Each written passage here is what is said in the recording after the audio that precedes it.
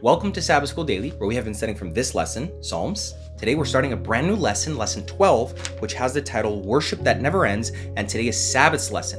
Our memory verse comes from Psalm 104, verse 33, that says, "I will sing to the Lord as long as I live. I will sing praise to my God while I have my being." And again, that's Psalm 104, verse 33. This week's lesson is going to be about praising God as a congregation.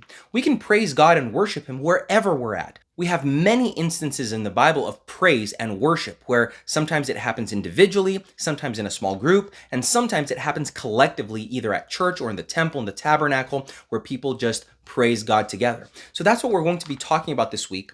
Praising God is one of the biggest themes in the Bible. Truly, to live should be to praise God, to glorify His name and to glorify who He is through our life, through our lifestyle. And I feel that sometimes that's what many people forget. This has to do with the third commandment. I feel that many times people misunderstand that commandment. They think that it has to do with not saying a certain sentence or not saying God's name in a, normal or whatever environment, but it goes much beyond that. It goes far beyond that. Saying the Lord's name in vain has to do with not living up to our relationship to Him. An example that I could give of that is a hypothetical situation where, let's say that I in front of my wife, to her face, tell her that I love her, that I cherish her, that I'm loyal to her, but behind her back, I go out and I speak bad things about her, lie about her, betray her, am disloyal to her. I am taking her love for me. I am taking our marriage, our relationship in vain. I am doing one thing or saying one thing, but living another.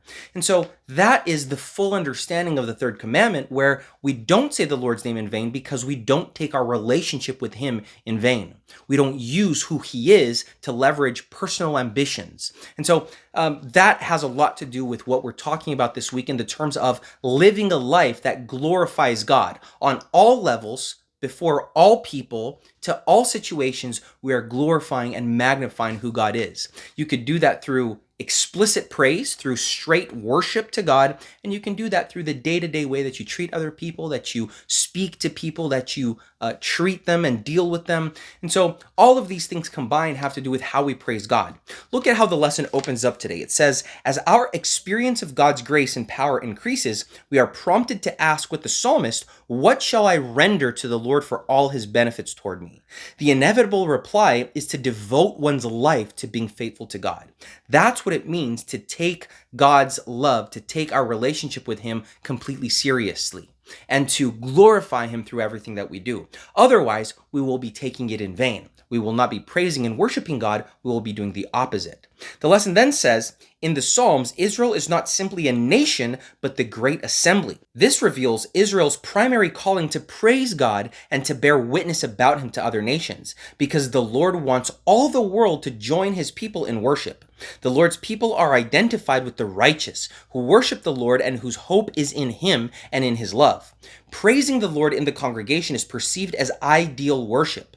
This does not mean that the prayer and praise of the individual in Israel assume a secondary meaning. By contrast, the individual's worship of God feeds the communal worship with renewed praise, while in turn, individual worship develops its fullest potential in close relationship with the community.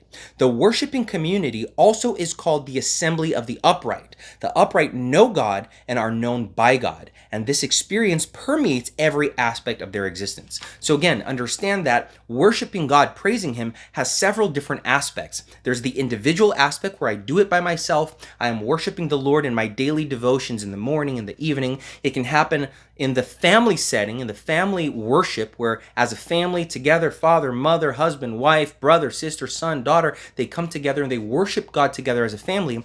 And then in the broader context of the assembly, the collective church, that then praises and worships God, be that through song and praise, be that through prayer, be that through the open word. We praise and worship the Lord through our mouth, through our mind, through our heart, and in the different ways that we live. And so as you study this week's lesson, keep all of this in mind, that the way that you live, you are honoring your relationship with the Lord. The way that you speak to other people, even about the everyday things of life, even trivial matters, all of these things reveal of what spirit you are and who you worship. Remember, worship has to do with how we consider God, how we recognize and acknowledge who He is and what He's done for us. So as you study your lesson, I encourage you to keep that in mind. Please remember to look up the Bible texts that are mentioned in today's lesson.